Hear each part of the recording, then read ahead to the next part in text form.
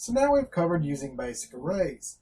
You can push them, pop them, or modify them to add, remove, or change something that's in an array, and we know how to create them.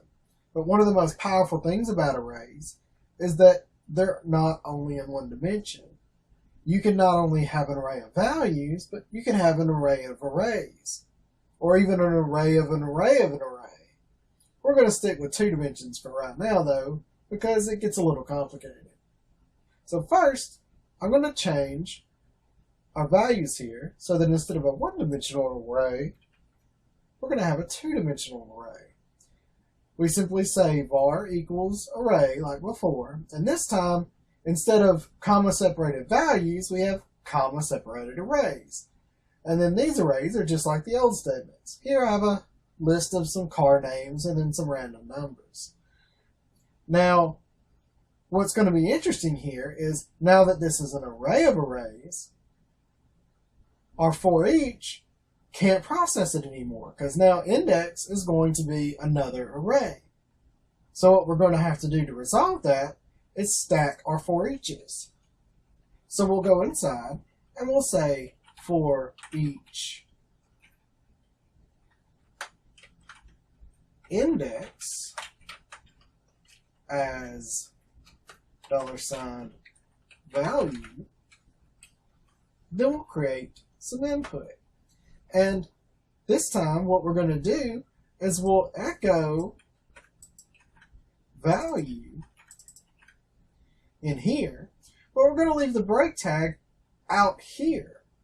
And what this is going to do is make it so that we're going to echo all of the values of the inside of the array, but we're not going to go to a new line until we change arrays. This allows you to start having some flexibility with your output. And let's line these up a little bit, just so that they're a little clearer where they're going. It's always a good policy in your code to keep your opens and closes on the same line so that you know where your values belong in each statement. Because if you have multi-dimensional arrays or anything else, a for each of a for each of a for each can get really confusing. And we'll also put a space at the end of our value so that we can tell them apart. The numbers will be separated a little bit. And we're going to have to comment these out because we don't want these to process. If you put 2 slashes in front of something, then when the file runs, it'll basically ignore these. It's a good way to comment stuff if you want to describe the code that's below, or in this case, make some code not run. Push and pop doesn't work with multi-dimensional arrays, so we're going to comment it out. We're also going to comment out print_r just to make our screen a little clearer. And now here's the result.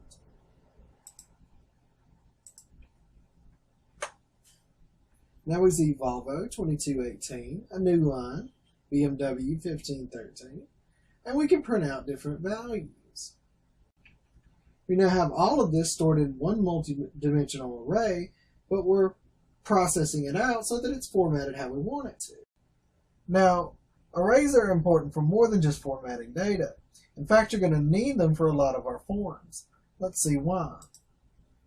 If we come back in here to the form we made, we're going to add a new input. This one's going to be a multi-select.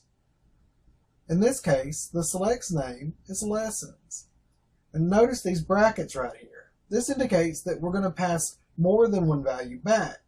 It's going to pass back an array full of whatever options we select.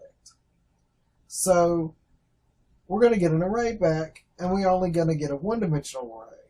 So we're going to change our for each here to be back to a single-dimensional one.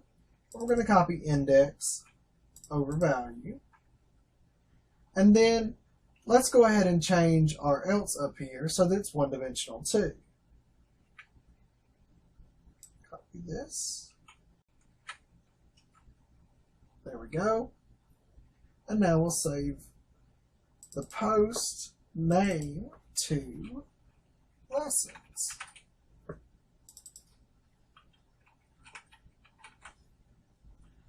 We've saved our file. Let's watch it run. The first time, we have everyone's name because we don't have any post data.